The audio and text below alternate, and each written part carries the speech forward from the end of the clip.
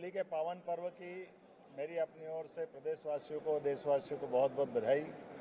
हम सबका सौभाग्य है यशस्वी प्रधानमंत्री श्रीमान नरेंद्र मोदी जी के नेतृत्व में जीआईएस की सफलता के साथ मध्य प्रदेश सरकार भोपाल में बजट सत्र में आज का दिन भी हमने अपने राज्यपाल के अभिभाषण पर कृतज्ञता ज्ञापन के साथ आपके बीच मुखातिब हूँ।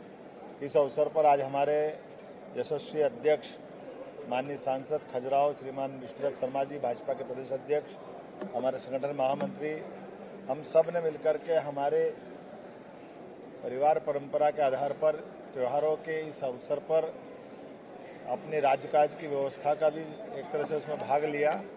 हमारे प्रदेश के अध्यक्ष भी दर्शन दीर्घा में हमारे कृतज्ञता भाषण के समय के साक्षी बने और माननीय महामंत्री और हम सब ने मिलकर के जो 50 से ज़्यादा सदस्यों ने जो अपनी अपनी भावना व्यक्त करने के बाद हमारा जब नेता प्रतिपक्ष के बाद अपनी विषय का प्रस्तुतिकरण का मौका आया, सरकार ने सभी लोगों को साथ लेके चलते हुए विकास के जो नए पैमाने बनाए, मैं मान के चलता हूँ निश्चित रूप से वो यशस्वी प्रधानमंत्री के नेतृत्व में केंद्र सरकार के सहयोग से हम पूरा करेंगे।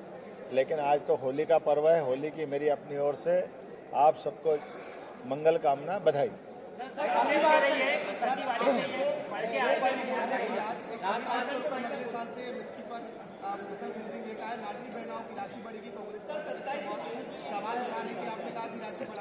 अरे भाई, इस साल का 2600 का हमारा गेहूं का उपार्जन होगा और अगले साल तो निश्चित बढ़ने ही वाले हैं, तो उसमें क्या गलत बात है? सर, ये व्यवस्था तो आपकी 5 साल की तो हमने तो 2 साल में ही कर दी, तो ये अच्छी बात है ना कि हमने जो कमिटमेंट किया उस कमिटमेंट को समय सीमा के अंदर कर रहे हैं, और इससे अच्छी बात क्या होगी?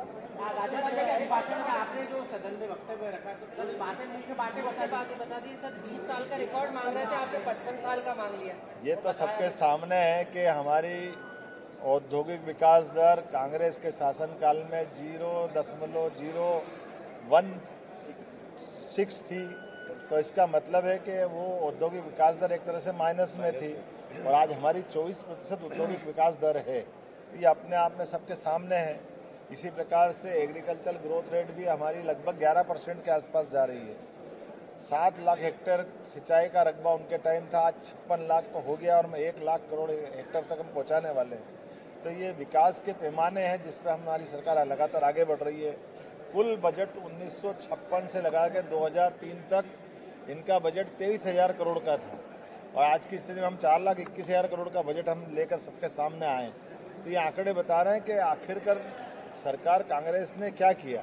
जैसे मैंने कहा था कि राष्ट्रीय औसत उस समय का 80% था 1960 के अंदर, लेकिन 2003 तक आते आते 2-3 तक ये खसक के 60 पे रह गया। तो 56 साल में कांग्रेस ने आगे बढ़ने के बजाय पीछे हटे, और हम वापस 2003-04 से लेकर आज 2023-24 तक 80% पे ले आए। तो ये इसका मतलब है कि ये विकास का पैमाना क्या होता है। और बिजली सरप्लस, सड़क सरप्लस, 5 मेडिकल कॉलेज, आज 30 मेडिकल कॉलेज हो गए। कौन सा क्षेत्र छूटा है? प्रत्येक क्षेत्र में सरकार ने जो काम किए हैं उससे अपना प्रदेश आज की स्थिति में कई क्षेत्रों में देश का नंबर 1 राज्य बना है। मुझे इस बात की प्रसन्नता है कि विकास के मामले में इस प्रकार से हम चलते हैं।